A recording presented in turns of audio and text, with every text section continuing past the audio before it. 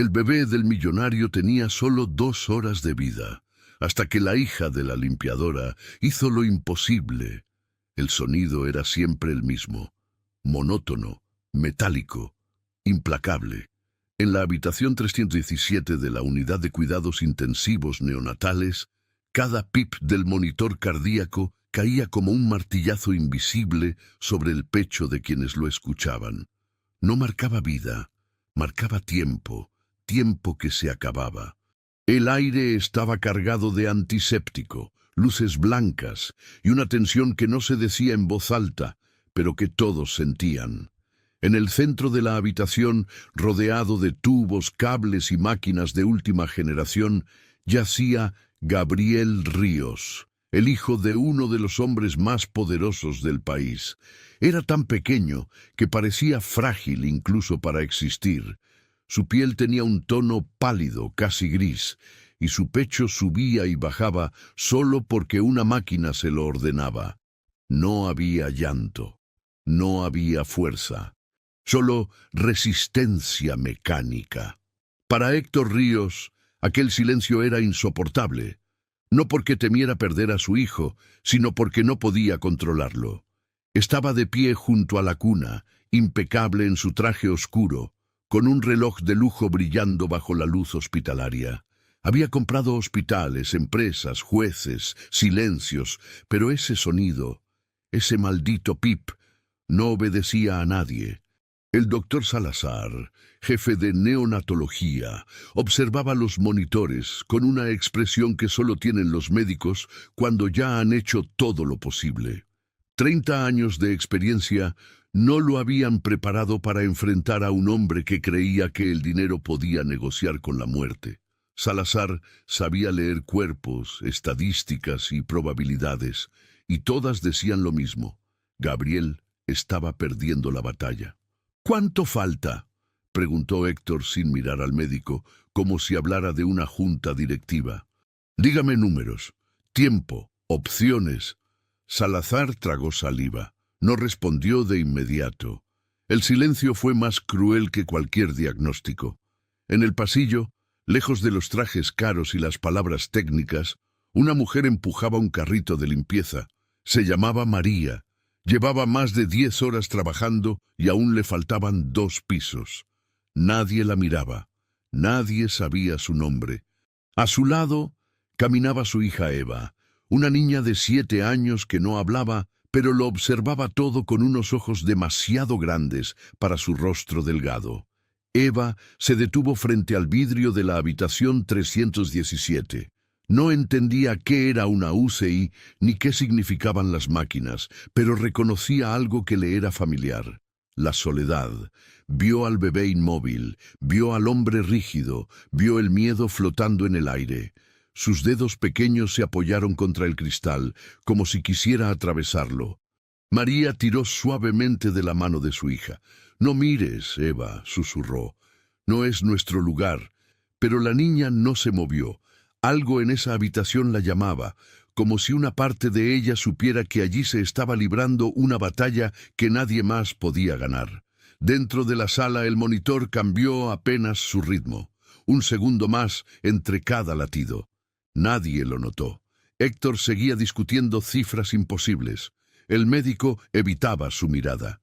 Y el bebé parecía sostenerse solo por pura terquedad biológica.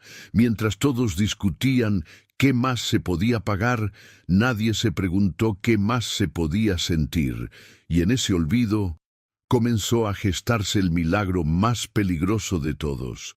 La noche avanzó sin misericordia en la unidad neonatal. Afuera, la ciudad seguía encendida, ajena a la cuenta regresiva que se desarrollaba detrás de esas paredes blancas. Dentro de la habitación 317, Héctor Ríos caminaba de un lado a otro como un depredador encerrado.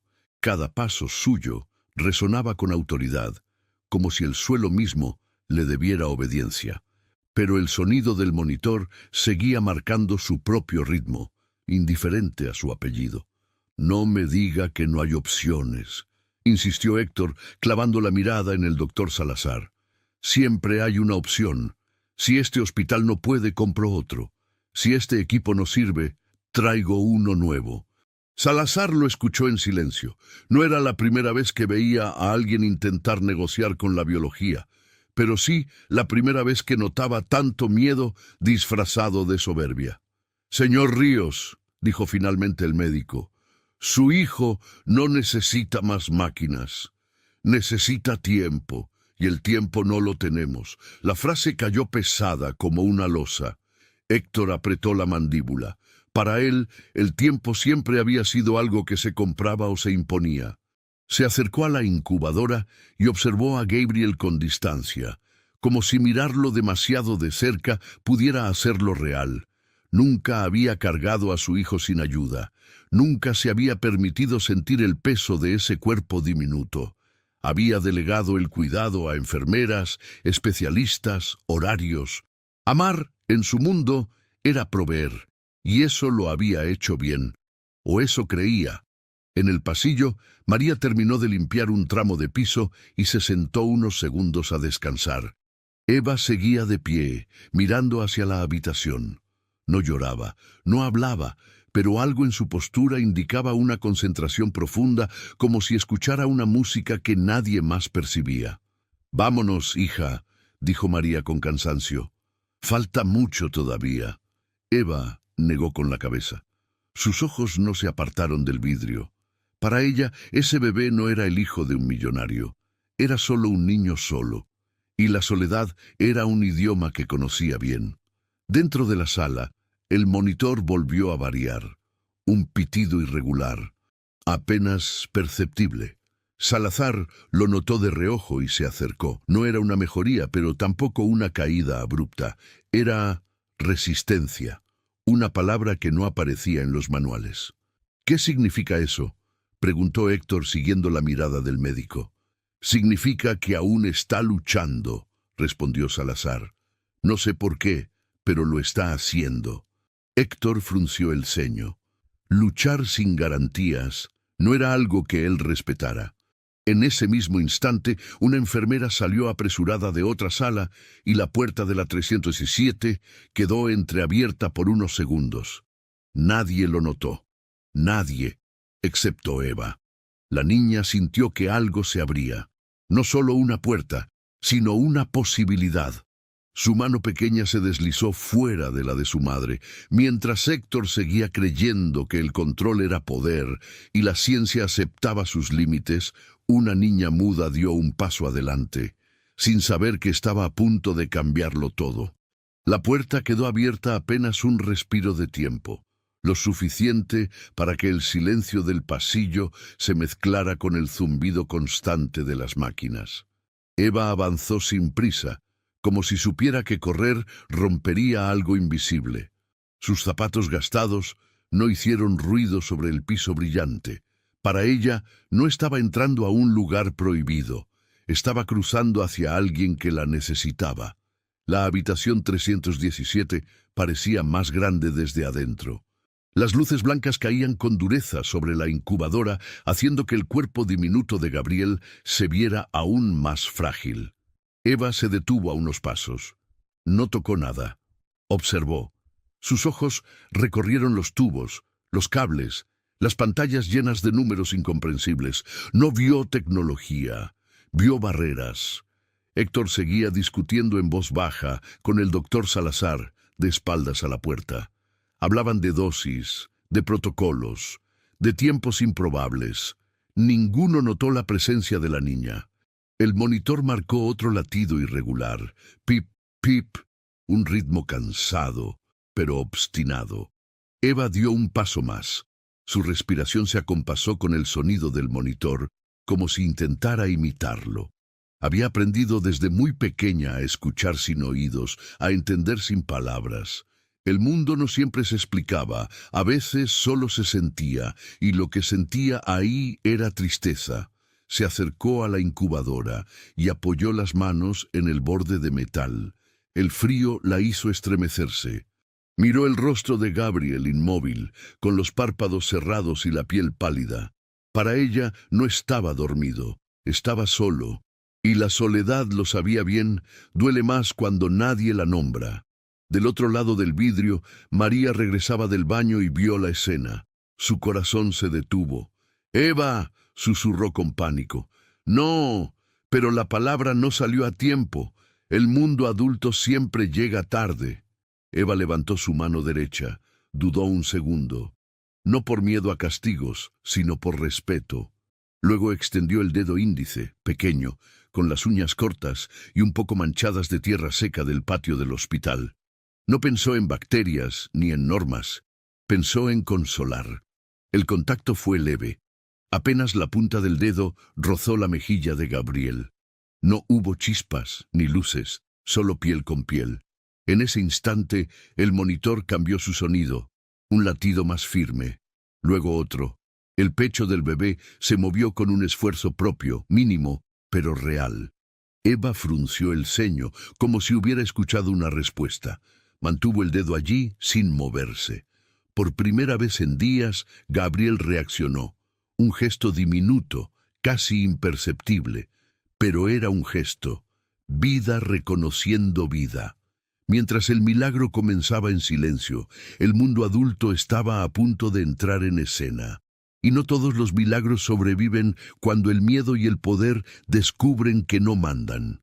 El grito atravesó la habitación como un latigazo. ¡No! El doctor Salazar se giró y vio la escena que jamás quiso presenciar. Una niña junto a la incubadora, su dedo aún extendido. El monitor emitiendo un sonido distinto. Para él no hubo milagro ni reacción vital. Solo vio una violación del protocolo, una amenaza legal, una catástrofe anunciada. «¡Aléjese ahora mismo!», rugió el médico, avanzando sin medir su fuerza. Agarró a Eva del brazo con brusquedad y la separó de la incubadora. El cuerpo pequeño de la niña se sacudió, pero no gritó. No lloró. Sus ojos siguieron fijos en Gabriel, como si temiera que al apartarse demasiado, él volviera a hundirse en el silencio. El monitor pitó con más fuerza por un segundo. Nadie lo miró. El caos había tomado el control. Salazar presionó el botón de emergencia en la pared. «¡Seguridad! Habitación 317, contaminación del paciente». La palabra contaminación cayó pesada como una condena. María irrumpió en la habitación, pálida, con el corazón desbocado. Vio a su hija sacudida por el médico y se lanzó hacia ella sin pensar. «¡Perdón! ¡Perdón, doctor!», suplicó. «Es una niña, no entiende». Abrazó a Eva con el cuerpo entero, protegiéndola como si esperara el siguiente golpe. En ese instante, la puerta se abrió de golpe. El sonido seco contra la pared hizo vibrar los cristales. Héctor Ríos entró como una tormenta controlada. Traje perfecto, mandíbula tensa, teléfono aún en la mano. No traía dolor en el rostro, traía indignación. «¿Qué significa este escándalo?», tronó. «Pagué por silencio». Sus ojos recorrieron la escena hasta detenerse en el rincón. La mujer arrodillada, la niña muda aferrada a ella, el médico sudando.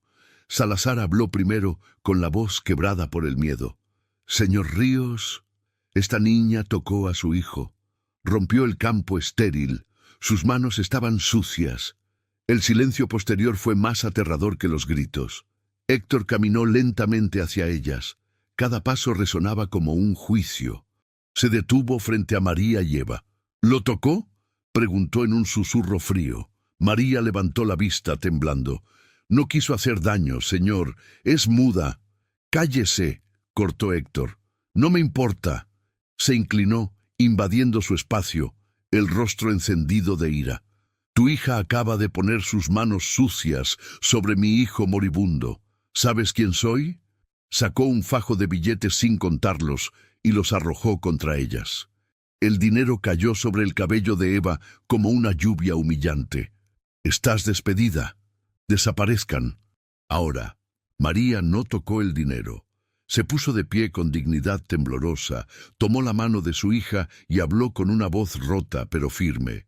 «El dinero no lo cura todo, señor. Ojalá nunca tenga que aprenderlo así. Eva se giró una última vez y levantó la mano en un gesto de despedida hacia la incubadora. Mientras madre e hija eran expulsadas como basura, nadie vio que el monitor marcaba algo imposible. El corazón de Gabriel latía un poco más fuerte.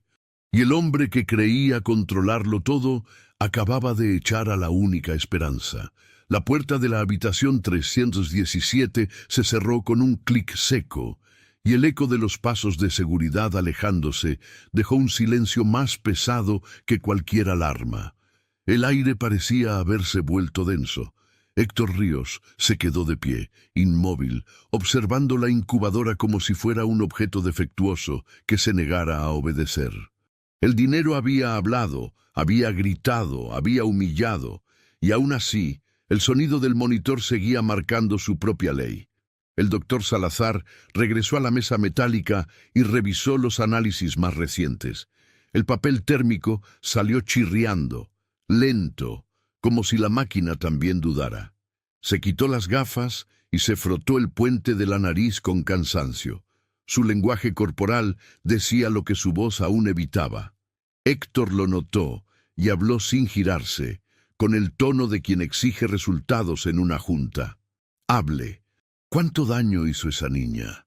Salazar dejó la carpeta sobre la mesa. El golpe fue suave, pero definitivo. «Ninguno», respondió. «No hubo tiempo para contaminación bacteriana». Héctor se giró lentamente. Sus ojos se oscurecieron. «Entonces aumente antibióticos. Tráigalos de donde sea. Mi avión despega en 15 minutos. No se trata de eso», dijo el médico con voz ronca. «Lo que vemos es la evolución natural del cuadro». La palabra evolución encendió algo peligroso en Héctor. «No me hable con eufemismos», espetó. «¿Qué significa?» Salazar caminó hasta la incubadora y apoyó la mano enguantada sobre el plástico, como una despedida silenciosa. «Significa que llegamos al final. Los riñones dejaron de filtrar. La actividad cerebral es mínima. El corazón late por inercia farmacológica». Héctor avanzó un paso, usando su altura como amenaza. «No acepto eso», dijo. «Si los riñones fallan, ponga una máquina. Si el corazón falla, prepare un trasplante. Consiga uno. Compre un corazón». Sacó la chequera, arrancó un cheque en blanco y lo estampó contra el pecho del médico. «Ponga la cifra. Sálvelo». El cheque cayó al suelo, uniéndose a los billetes arrugados de antes. Salazar no se movió. «La muerte no acepta sobornos», dijo con firmeza. «No hay quirófano que soporte su fragilidad. Gabriel pesa menos de 2 kilos. Si lo abrimos, se nos va en la mesa». Héctor sintió por primera vez que el piso cedía bajo sus pies. «Siempre hay una opción», gritó Héctor con la voz quebrándose. «Yo nunca pierdo». «Esta vez tendrá que aceptar un no», respondió Salazar. «Le quedan, siendo optimistas, 90 minutos». Luego bajó el tono. «Deje de firmar cheques. Acérquese a su hijo. Tome su mano. Dígale que lo quiere. Es lo único que queda». Héctor retrocedió y se dejó caer en el sofá de visitas. Se cubrió el rostro con las manos. Por primera vez, no había teléfonos que llamar ni contratos que cerrar. Miró a Gabriel, tan pequeño, tan frágil, tan real. Intentó acercarse a la incubadora y extendió la mano, pero se detuvo. Tenía miedo de confirmar la verdad con el tacto. Le prometí a su madre que lo cuidaría. Susurró. «Le fallé a ella y a él». El monitor comenzó a espaciar imperceptiblemente los latidos. «Pip». El intervalo se alargó. «Pip». La cuenta regresiva se hacía audible. En la cima de su poder, Héctor Ríos estaba completamente solo. Y mientras el dinero perdía la voz, algo inexplicable empezaba a insinuarse en los monitores que nadie miraba. En la estación de enfermería, separada de la habitación 317 por un vidrio grueso, Lucía, la enfermera jefe del turno nocturno, observaba las pantallas con atención obsesiva. Llevaba más de 20 años leyendo monitores y sabía cuándo un cuerpo se rendía. Algo, sin embargo, no encajaba. No era una mejoría clara, pero tampoco el descenso esperado. Era una anomalía pequeña, persistente, incómoda. Lucía amplió la gráfica de saturación de oxígeno y retrocedió la línea de tiempo. Ajustó el zoom, revisó la calibración del equipo y volvió a mirar. Los datos estaban correctos. La máquina no mentía. El corazón de Gabriel no estaba cayendo como debía. Estaba resistiendo. Un patrón que no coincidía con el diagnóstico terminal que acababan de firmar. «Esto no tiene sentido», murmuró para sí. Miró la hora, 02:15. Luego volvió atrás 40 minutos. Fue entonces cuando lo vio con claridad. Un pequeño salto en la saturación, seguido de una estabilidad inexplicable. Un cambio sutil, pero real. Lucía frunció el ceño. En medicina, lo sutil también importa. «Doctor Salazar», llamó, sin levantar la voz, pero con urgencia contenida. El médico, agotado, se acercó con desgano. «Si la presión bajó, no intervenga», dijo. «Ya hablamos con el padre. Hay orden de no reanimar». «No es la presión», respondió Lucía. «Es el patrón». Salazar se inclinó sobre la pantalla.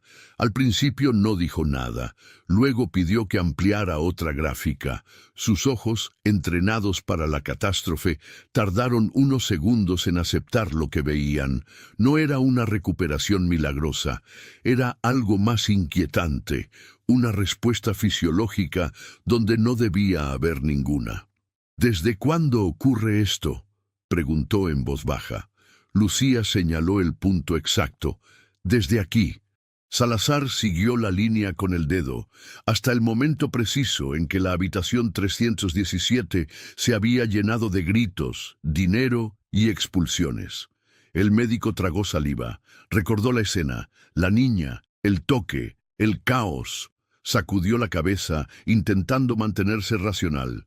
«Puede ser un rebote farmacológico», dijo sin convencerse. «O un error estadístico. O puede no serlo», respondió Lucía. «Pero los números no saben mentir». Salazar regresó lentamente a la habitación. Observó a Gabriel con otros ojos. El monitor marcaba un ritmo débil, pero más firme que antes. No era vida plena, era intención. El médico sintió un escalofrío profesional y humano. No sabía explicarlo, pero sabía reconocerlo. El cuerpo estaba intentando quedarse. Héctor levantó la vista desde el sofá. «¿Qué pasa ahora?», preguntó cansado. «¿También van a venderme esperanza?». Salazar dudó un segundo antes de hablar. «No es esperanza», dijo. «Es una pregunta abierta». Por primera vez en horas, la sentencia dejó de ser definitiva. La ciencia no entendía el porqué. El dinero no tenía respuesta. Y en algún lugar de la ciudad, una niña muda acababa de dejar su huella en el corazón que se negaba a rendirse. La madrugada cayó sobre el hospital con una quietud engañosa. Las luces del pasillo se atenuaron y el murmullo constante se transformó en un silencio expectante. Héctor Ríos permanecía sentado junto a la incubadora, ya sin teléfono en la mano, ya sin órdenes que dar. Por primera vez en años, no tenía a quién llamar. La soledad no era una amenaza externa, era interna, profunda, inevitable. Observó el rostro de Gabriel durante largos minutos. Vio la fragilidad que siempre había evitado mirar. Recordó reuniones, viajes, ausencias justificadas con cifras y contratos. Recordó haber delegado el cuidado con la misma frialdad con la que delegaba tareas. Pensó que proveer era amar. Esa idea, tan cómoda, empezaba a resquebrajarse. El monitor emitió un sonido más estable. No fuerte, no victorioso, pero constante. Héctor se inclinó hacia adelante, como si acercarse pudiera cambiar algo. Extendió la mano otra vez. Dudó. La retiró. El miedo ya no era a perderlo, era a reconocer cuánto había perdido sin darse cuenta. Se levantó y caminó hasta la ventana. La ciudad brillaba abajo, viva, indiferente. Desde allí había tomado decisiones que afectaron a miles. Sin embargo, en esa habitación no podía decidir nada. La impotencia se le clavó en el pecho con una fuerza que ningún fracaso empresarial había logrado jamás. «Perdóname», murmuró sin saber si hablaba con su hijo, con la madre ausente o consigo mismo. No supe quedarme. La palabra quedarse resonó en su mente. Nunca había sabido hacerlo. Siempre avanzaba, siempre huía hacia adelante. Recordó a la niña, su mano pequeña, su mirada fija, la forma en que no había llorado ni gritado. Recordó el desprecio con el que había hablado, la humillación del dinero arrojado. Un nudo le cerró la garganta. Por primera vez no pudo justificar su crueldad con lógica ni orgullo. Volvió a la incubadora. Esta vez no se detuvo. Apoyó la mano sobre el plástico y dejó que el temblor recorriera sus dedos. No tocó a Gabriel, pero estuvo cerca, demasiado cerca para seguir fingiendo distancia. Las lágrimas llegaron sin aviso, silenciosas, pesadas. «Si te quedas», susurró. «Yo me quedo, te lo juro». No era una promesa grandilocuente. Era una súplica torpe, tardía, pero honesta. El hombre que nunca pedía nada estaba pidiendo por primera vez. Del otro lado del vidrio, Lucía observaba. No interrumpió. Había aprendido que algunos procesos no se miden en monitores. Vio al hombre quebrarse sin ruido y entendió que algo más profundo que un cambio fisiológico estaba ocurriendo. Mientras el corazón de Gabriel seguía resistiendo, el de Héctor comenzaba a romperse. Y en esa grieta dolorosa, donde el dinero ya no entraba, empezaba a colarse algo desconocido, la posibilidad de redención. El silencio que siguió a la súplica de Héctor no fue alivio, fue urgencia. Se levantó de golpe, como si una idea tardía hubiera atravesado la niebla. La imagen de la niña volvió con una claridad incómoda, la mano pequeña, la mirada firme, la calma extraña. No sabía por qué, pero su instinto, ese que siempre había seguido para ganar, le gritaba que algo esencial se había ido con ella. «Encuéntrenlas», ordenó con una voz que ya no exigía, suplicaba. «A la mujer de limpieza y a la niña. Ahora». El personal se movió con rapidez. Seguridad revisó cámaras. Recepción llamó a portería. Héctor caminaba de un lado a otro, incapaz de quedarse quieto. Por primera vez, su dinero no aceleraba procesos, solo evidenciaba el retraso. En las pantallas aparecieron imágenes fragmentadas, María y Eva cruzando el vestíbulo, el dinero cayendo al suelo, la puerta giratoria abriéndose hacia la noche. Afuera, la lluvia había empezado a caer con fuerza. Héctor sintió un golpe seco en el estómago. La ciudad era grande, y él las había expulsado a ella. Salieron a pie, informó un guardia. No tomaron taxi. Héctor cerró los ojos un segundo. Recordó la amenaza, las palabras dichas con desprecio, el gesto de echarlas. Entendió que el perdón no se compra ni se ordena, se persigue y a veces no alcanza. Mientras tanto, a varias cuadras de allí, María caminaba bajo la lluvia con Eva de la mano. No lloraba. El llanto se le había quedado adentro, apretado. Cada paso era pesado, pero digno. Eva miraba hacia atrás de vez en cuando, no por miedo, sino por una sensación persistente de despedida inconclusa. «Ya pasó, hija», susurró María, más para convencerse que para consolar. «Vámonos a casa». Eva no respondió. Apretó un poco más la mano de su madre. En su silencio llevaba algo que no sabía nombrar, la certeza de que había dejado algo importante atrás. En el hospital, Lucía volvió a revisar los monitores. El patrón se mantenía, no había retroceso. Salazar la miró con preocupación contenida. «Si esto sigue así», empezó. «Lo sé», respondió ella, «pero no sabemos por qué. La medicina exige causas. Aquella noche solo había efectos». Héctor tomó su abrigo y salió al estacionamiento. La lluvia le empapó el rostro. No subió al coche de inmediato, miró la ciudad como si fuera la primera vez, entendiendo que el poder sirve de poco cuando se llega tarde al corazón de las cosas. Si las encuentro, murmuró, pediré perdón. No prometió dinero, no prometió favores, prometió algo que nunca había prometido antes: humillarse. Mientras el tiempo seguía corriendo para Gabriel, Héctor corría por una ciudad indiferente, buscando a la única persona que había tocado a su hijo sin pedir nada a cambio. Y no todas las búsquedas garantizan encuentro. La lluvia cayó con más fuerza conforme avanzaba la madrugada, borrando huellas y apagando sonidos. Héctor caminaba sin rumbo fijo, el abrigo empapado, el orgullo aún más. Cada paso lo alejaba del hombre que creía ser y lo acercaba a uno que no conocía. Por primera vez no tenía un plan, solo una intuición desesperada. Había expulsado algo esencial y el tiempo no estaba de su lado. Intentó llamar a contactos, pero colgó antes de que respondieran. No quería intermediarios, no quería órdenes, quería encontrar. La ciudad, sin embargo, no distingue entre millonarios y madres cansadas cuando llueve de madrugada. Todo era igual de hostil. Héctor sintió el peso de cada palabra dicha en la habitación 317, rebotándole ahora en el pecho. A varias cuadras, María y Eva se refugiaron bajo el techo de una parada de autobús. El letrero parpadeaba. No sabían cuánto tardaría el siguiente. María se quitó el suéter y lo puso sobre los hombros de su hija. Eva no temblaba.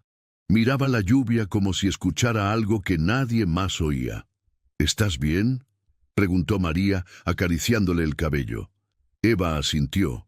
Luego levantó la mano y señaló hacia la distancia, en dirección al hospital. No hablaba, pero su gesto era claro.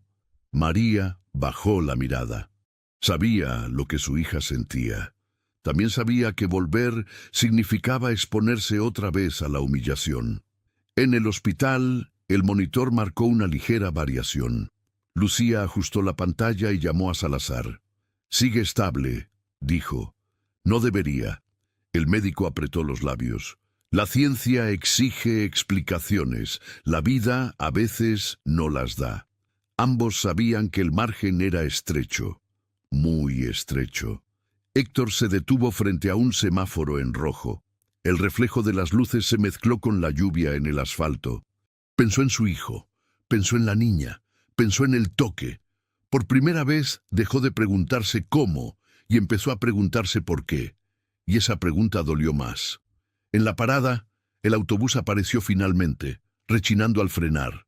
María subió con Eva y pagó con monedas contadas. Se sentaron al fondo. Eva miró por la ventana, siguiendo con la vista las luces que se alejaban del hospital. Su mano se apoyó en el vidrio, como si dejara allí una promesa. Héctor llegó tarde a la parada. Vio el autobús alejarse y sintió un vacío helado. Golpeó el aire con frustración. No gritó, no insultó. Solo respiró hondo, aceptando por primera vez que había consecuencias que no se podían revertir de inmediato. Regresó al hospital con el corazón pesado.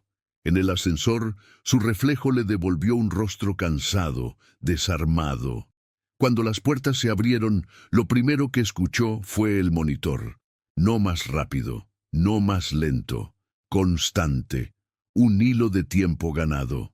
Mientras la noche se cerraba sobre la ciudad, dos caminos seguían separados por orgullo y miedo. Pero el corazón de Gabriel seguía resistiendo, como si esperara algo más, algo que aún podía regresar. El amanecer comenzó a insinuarse detrás de los ventanales del hospital, pero dentro de la unidad neonatal no había luz suficiente para disipar la angustia. El tiempo parecía suspendido en un estado antinatural, como si el mundo se negara a avanzar hasta que algo se resolviera.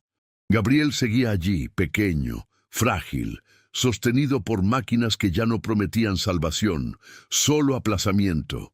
Cada latido era un préstamo, cada respiración una concesión precaria. El doctor Salazar llevaba horas sin sentarse. Tenía los ojos rojos, la espalda rígida y la mente saturada de dilemas que ninguna universidad había enseñado a resolver. Los valores vitales de Gabriel seguían en una zona imposible, demasiado estables para declarar el final, demasiado débiles para hablar de recuperación. La medicina vive de probabilidades, pero aquella noche las probabilidades se habían vuelto inútiles. Lucía, firme junto a los monitores, volvió a revisar cada parámetro con meticulosidad casi obsesiva. Saturación, frecuencia cardíaca, presión, todo estaba mal, y aún así, todo seguía. No está empeorando, dijo en voz baja, tampoco mejora. Es como si alguien hubiera puesto el cuerpo en pausa. Salazar no respondió de inmediato. Sabía que lo que estaba en juego ya no era solo un diagnóstico. Héctor permanecía de pie, apoyado contra la pared, con el traje arrugado y la corbata aflojada. El hombre, que había entrado horas antes lleno de autoridad, ya no existía. En su lugar había alguien agotado, silencioso, obligado a mirar de frente aquello que siempre había evitado, la fragilidad absoluta. No hablaba, no ordenaba.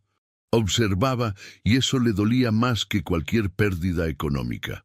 «Tenemos que hablar», dijo finalmente Salazar, rompiendo el silencio.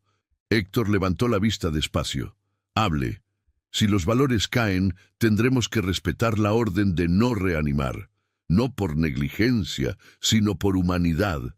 La palabra humanidad resonó con una ironía cruel en esa habitación llena de máquinas. Héctor sintió que el suelo se movía. «¿Está diciendo que firme la muerte de mi hijo?» «Estoy diciendo», respondió Salazar con voz firme pero cansada, «que a veces prolongar no es salvar, y que el dolor también cuenta». El silencio posterior fue espeso. Nadie se movió. Nadie respiró con normalidad. Héctor se acercó lentamente a la incubadora. Miró a Gabriel con otros ojos. Ya no veía un heredero, ni un apellido, ni un proyecto.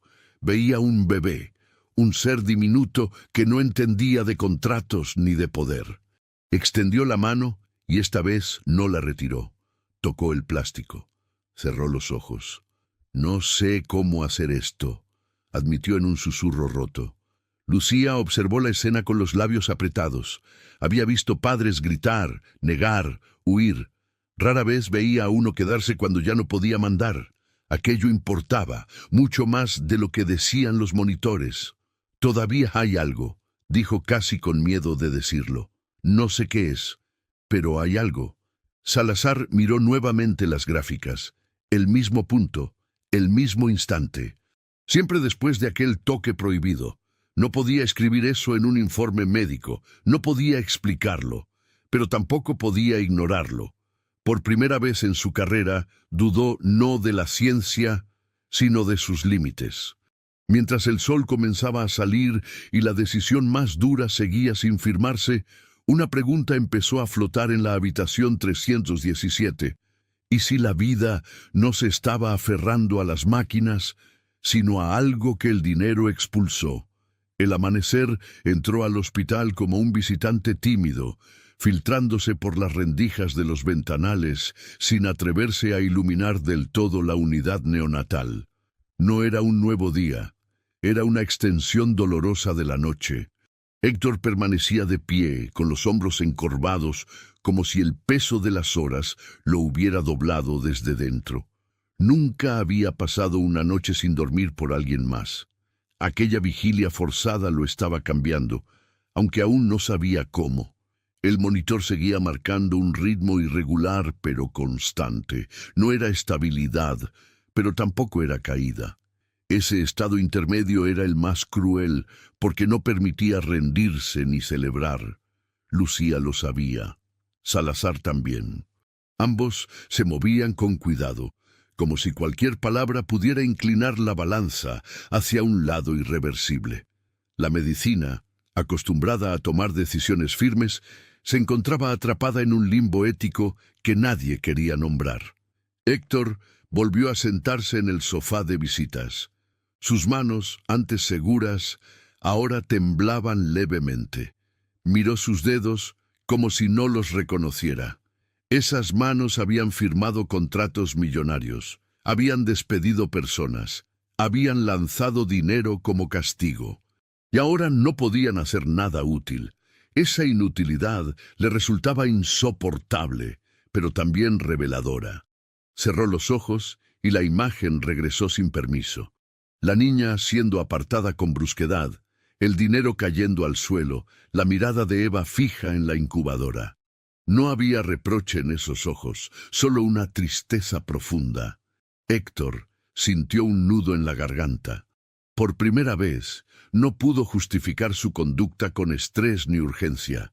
Había sido cruel, simplemente cruel.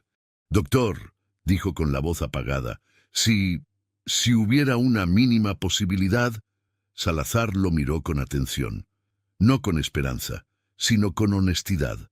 «No puedo prometerle nada», respondió, «pero hay algo que no puedo ignorar». Héctor levantó la vista. «Dígamelo». El cuerpo de su hijo reaccionó a algo que no fue farmacológico. El silencio volvió a llenar la habitación. Esa frase no era un diagnóstico, era una grieta en la lógica. Salazar explicó con cautela los picos de saturación, la respuesta cardíaca, el momento exacto del cambio. Todo coincidía con un evento no registrado en ningún protocolo. No lo llamó milagro, no lo llamó ciencia, lo llamó hecho inexplicable. Héctor apoyó los codos en las rodillas y se cubrió el rostro. Respiró hondo. Cuando volvió a hablar, su voz era distinta. «Tráiganla», dijo. «¿A quién?», preguntó Lucía. «A la niña y a su madre». No hubo orden en ese tono. Hubo ruego. Lucía dudó un segundo antes de asentir. Sabía que no era un procedimiento aprobado, pero también sabía que había noches que reescriben la práctica médica. Salió a hacer llamadas, a revisar registros, a preguntar en recepción. Salazar observó a Héctor con una mezcla de sorpresa y respeto. No todos los hombres poderosos saben arrodillarse cuando llega el momento. Héctor se levantó y se acercó otra vez a la incubadora. Esta vez no dudó. Apoyó la mano contra el plástico y habló, con palabras torpes pero sinceras. «Si alguien puede ayudarte, no voy a volver a echarlo». No sabía si hablaba con su hijo, con Dios o con su propia conciencia. Tal vez con todo a la vez. Mientras el hospital despertaba lentamente, una decisión silenciosa comenzaba a tomar forma. El hombre que había comprado todo estaba listo para pedir algo por primera vez. Y ese gesto cambiaría el rumbo de todas las vidas involucradas. El hospital despertó del todo cuando el sol terminó de asomarse, pero la unidad neonatal seguía atrapada en una madrugada emocional que no quería soltarse. Héctor caminaba de un extremo al otro del pasillo con una ansiedad que ya no intentaba disimular. Cada paso lo acercaba a una verdad incómoda. Había expulsado a la única persona que, sin saber cómo, había cambiado el curso de la noche, y ahora dependía de algo que no podía comprar ni ordenar. Lucía regresó desde recepción con el teléfono aún en la mano. Había tardado más de lo esperado. «Las encontramos», dijo finalmente. «No se fueron de la ciudad». Héctor cerró los ojos un segundo, como si el alivio necesitara permiso para entrar. «¿Vendrán?», preguntó, y en esa pregunta no había poder, solo miedo. «La madre dudó», respondió Lucía, «pero la niña quiere volver». A varias calles del hospital, María y Eva viajaban en silencio en el mismo autobús que las había alejado horas antes. La lluvia había cesado, dejando la ciudad húmeda y gris. María sostenía el bolso contra el pecho como un escudo. No confiaba en ese regreso. Temía otra humillación, pero había aceptado por su hija, porque Eva no había dormido y porque, en su silencio, la niña parecía cargar una urgencia que no se podía ignorar. Si algo no te gusta, nos vamos, susurró María mientras bajaban del autobús. Eva no respondió. Apretó la mano de su madre con una firmeza nueva. No tenía miedo, tenía determinación. El hospital se alzaba frente a ellas como un lugar hostil, pero también como el sitio donde había dejado algo incompleto. Cuando cruzaron la puerta principal, el ambiente era distinto. Nadie gritó. Nadie las detuvo. Lucía las esperaba con una expresión seria, pero respetuosa. «Gracias por venir», dijo. No tenían obligación. María asintió con cautela. «Solo vine por mi hija», respondió, «y porque nadie merece ser tratado como ayer». Lucía bajó la mirada, aceptando la verdad. Héctor aguardaba a unos metros rígido, sin saber dónde poner las manos. Cuando vio a Eva, el tiempo pareció desacelerarse. La niña levantó la vista y lo miró sin rencor. Esa ausencia de odio fue más difícil de soportar que cualquier reproche. Héctor dio un paso adelante y se detuvo. «Perdón», dijo finalmente con una voz que apenas reconoció como suya. «Perdón por todo». María no respondió de inmediato. Observó al hombre frente a ella, sin traje impecable, sin tono autoritario, con ojeras profundas y la culpa mal escondida. «Las palabras no curan», dijo, «pero pueden abrir la puerta a algo mejor». Eva soltó la mano de su madre y caminó despacio hacia Héctor, no para abrazarlo, para pasar junto a él. Su destino no era el perdón. Era la habitación 317. El ingreso a la unidad se hizo con un cuidado reverencial. Salazar observaba desde la puerta, consciente de que estaba presenciando algo que no figuraría en ningún manual. Eva avanzó hasta la incubadora y se detuvo. Miró a Gabriel con la misma atención profunda de la noche anterior. No tocó de inmediato. Respiró, como si pidiera permiso. El monitor marcaba un ritmo estable. Lucía contuvo el aliento. Héctor también. Eva levantó la mano y esta vez apoyó la palma abierta sobre el plástico de la incubadora, sin romper protocolos, sin violar reglas. Solo presencia.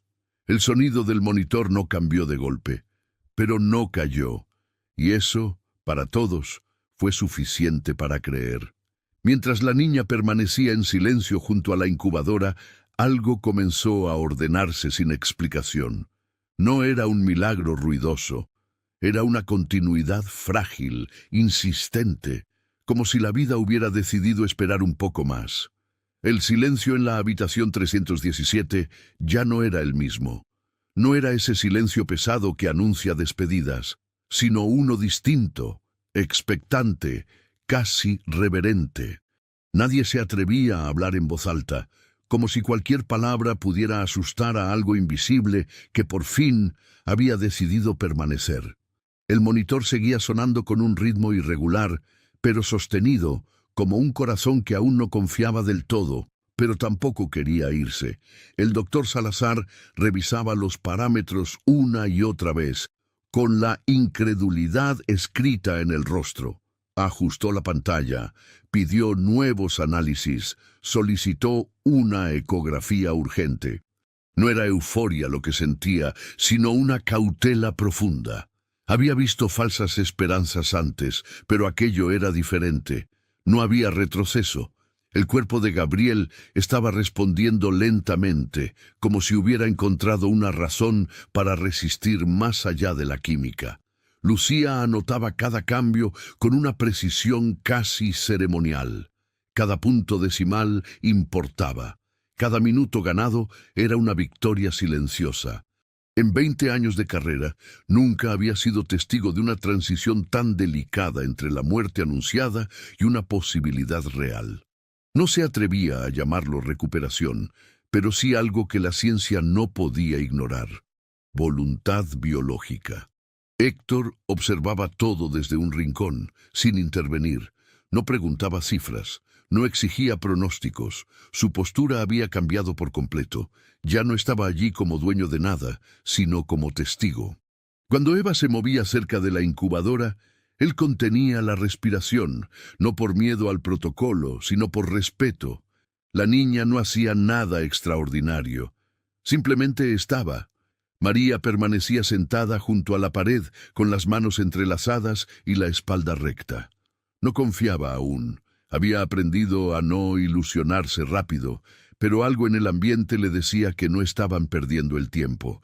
Miraba a su hija con una mezcla de orgullo y temor. Eva no sabía explicar lo que sentía, pero tampoco lo necesitaba. Su calma era contagiosa. El nuevo análisis llegó una hora después. Salazar lo leyó en silencio. Luego volvió a leerlo. Sus labios se entreabrieron apenas. La función renal, murmuró. Está mostrando actividad mínima pero real. Lucía levantó la vista. Eso no debería ser posible, dijo. No, respondió el médico. No debería, pero lo es. Héctor dio un paso adelante, tembloroso. ¿Está diciendo que...? Salazar levantó la mano, deteniéndolo con suavidad. No estoy diciendo que esté fuera de peligro, aclaró. Pero ya no está muriendo como antes. Algo cambió. Héctor cerró los ojos. No lloró. Aún no. El miedo seguía ahí, pero ahora iba acompañado de algo nuevo. Esperanza prudente. Eva se acercó un poco más. Esta vez no tocó la incubadora. Simplemente apoyó la frente contra el vidrio. Cerró los ojos y respiró. El monitor mantuvo su ritmo. No aceleró. No cayó. Permaneció. Ese equilibrio frágil era suficiente. Nadie se atrevió a interrumpir ese momento que parecía suspendido fuera del tiempo. Salazar se alejó unos pasos y habló en voz baja con Lucía. Decisiones empezaban a tomar forma. Retirar gradualmente ciertos fármacos, observar, esperar. Esperar ya no era una condena, era una estrategia, y eso, en sí mismo, lo cambiaba todo. La habitación 317 dejaba de ser un lugar de despedida para convertirse en un espacio de vigilancia esperanzada. Mientras el sol avanzaba en el cielo y la ciudad retomaba su rutina indiferente, en una habitación pequeña del hospital, la vida hacía algo inesperado. Se quedaba.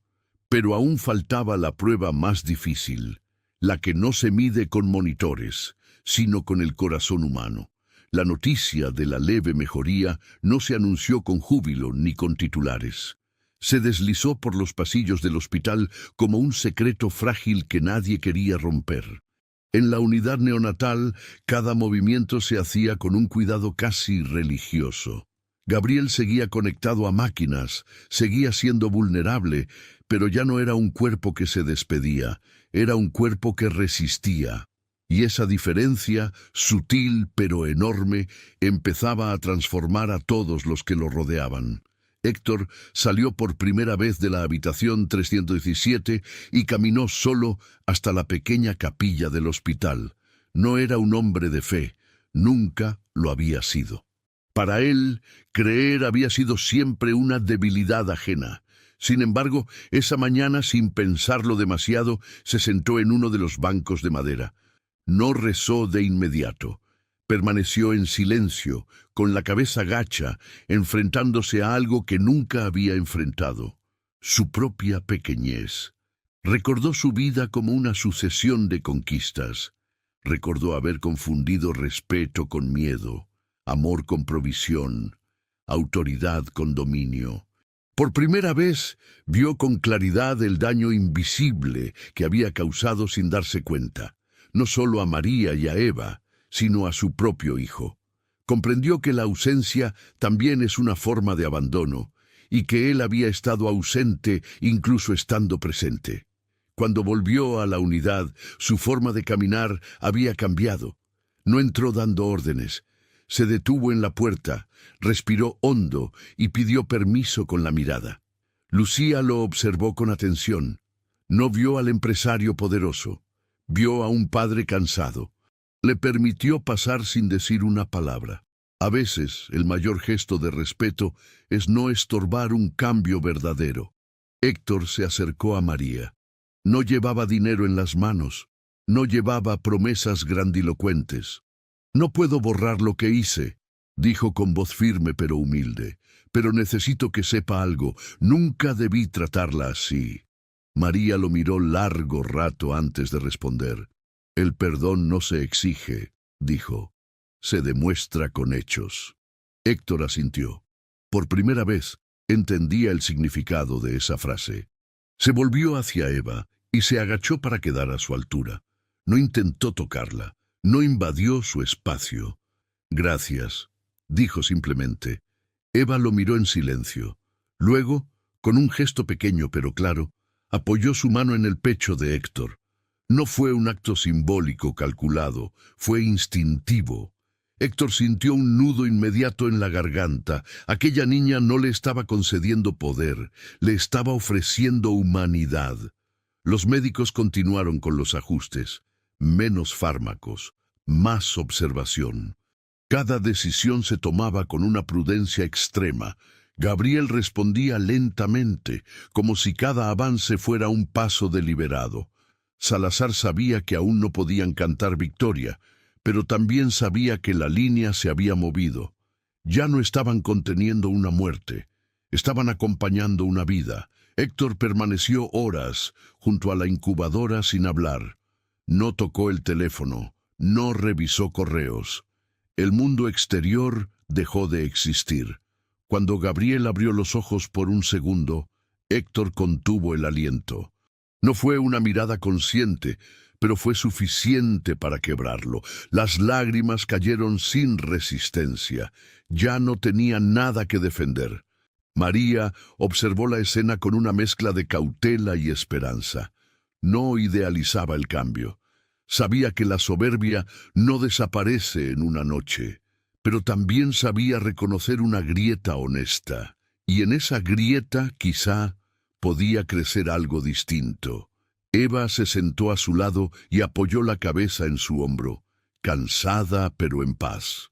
El hombre que había comprado todo había descubierto demasiado tarde que hay batallas que solo se ganan cuando uno se arrodilla por dentro. Y mientras Gabriel seguía respirando, una última prueba se acercaba, la que decidiría si este cambio era verdadero o solo momentáneo. La mañana avanzó lentamente, como si el tiempo hubiera decidido caminar con cuidado para no romper nada. En la habitación 317, la luz del sol entraba por primera vez sin parecer una intrusa. Ya no iluminaba un escenario de despedida, sino un espacio de espera esperanzada. Gabriel seguía conectado a máquinas, seguía frágil, pero su respiración era suya. Débil, sí, pero propia. Y eso lo cambiaba todo. El doctor Salazar firmó nuevos reportes con una mano que aún temblaba. Nunca había escrito algo así. No hablaba de milagros ni de curaciones inexplicables. Hablaba de evolución favorable inesperada, de recuperación lenta pero posible, de un cuerpo que, contra todo pronóstico, había decidido quedarse. Cerró la carpeta con cuidado, consciente de que, aunque la ciencia había acompañado, no había sido la protagonista absoluta de esa historia. Héctor permanecía junto a la incubadora, esta vez sentado en una silla baja, incómoda pero adecuada. No se quejó, no se movió. Su mano descansaba sobre el plástico transparente y sus ojos no se apartaban del rostro de su hijo. Por primera vez no pensaba en el futuro, ni en herencias, ni en apellidos. Pensaba en el presente, en ese pequeño pecho que subía y bajaba, en ese latido que había aprendido a escuchar. «Hola, hijo», susurró. «Estoy aquí». No prometió nada más. Ya había aprendido que el amor no necesita adornos. Se demuestra quedándose, permaneciendo incluso cuando no hay garantías, permaneciendo incluso cuando no hay control. Ese aprendizaje, tardío pero real, era su verdadera redención. María observaba desde un rincón. No se sentía protagonista, nunca lo había buscado. Para ella, el amor siempre había sido silencioso, constante, invisible para el mundo. Ver a Gabriel respirar con más fuerza le aflojaba el nudo del pecho, pero no se permitía celebrarlo del todo. Sabía que la vida es frágil, sabía que la esperanza se cuida con humildad. Eva se acercó despacio, no tocó la incubadora, no hizo ningún gesto extraordinario. Simplemente se sentó en el suelo, cruzó las piernas y miró al bebé con atención serena. Para ella, Gabriel ya no estaba solo. Y eso era suficiente. No necesitaba explicaciones. Nunca las había necesitado. Horas después, Gabriel reaccionó de una manera que nadie esperaba. Un movimiento leve de los dedos, un gesto pequeño, casi imperceptible, pero real. Lucía fue la primera en notarlo. Luego Salazar, luego Héctor. Nadie habló. El silencio volvió a llenar la habitación, pero esta vez no dolía.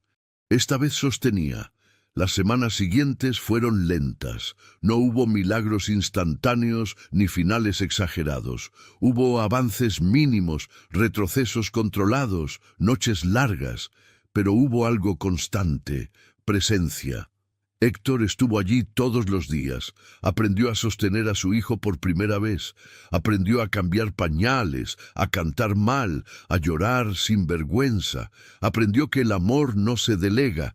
María recibió una propuesta que jamás imaginó, no un pago, no una limosna, no un favor, un trabajo digno, con respeto, con horarios humanos.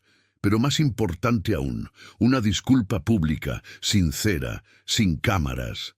Héctor entendió que reparar no era compensar con dinero, sino con conducta. Eva siguió siendo Eva, silenciosa, presente, libre. El día que Gabriel salió de cuidados intensivos, nadie aplaudió, nadie gritó.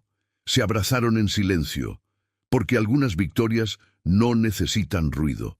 Necesitan memoria. Y todos sabían que nada de eso habría ocurrido sin un gesto humilde que no pedía permiso ni reconocimiento. Héctor miró a su hijo dormir en brazos por primera vez y entendió algo que nunca le habían enseñado en ninguna escuela de negocios. Que el verdadero poder no es imponer, sino proteger. Que el verdadero éxito no se mide en cifras, sino en vidas tocadas con respeto. Y que el amor verdadero, no compra, no compite, no humilla. Eva, desde el umbral de la habitación, levantó la mano en un gesto pequeño, idéntico al de aquella noche. Esta vez no era despedida, era confirmación. Gabriel estaba vivo, y ella, sin saberlo, había limpiado algo más que un cuerpo enfermo. Había limpiado corazones endurecidos por el miedo y el orgullo. Esta historia no trata sobre dinero, ni siquiera sobre enfermedad. Trata sobre cómo el amor más puro, ese que no exige, no juzga y no se anuncia, puede abrir grietas donde parecía no haber nada. Trata sobre la superación silenciosa, sobre aprender tarde, pero aprender de verdad, porque a veces la persona más humilde entra a nuestra vida no para servir, sino para salvarnos de aquello en lo que nos estábamos convirtiendo.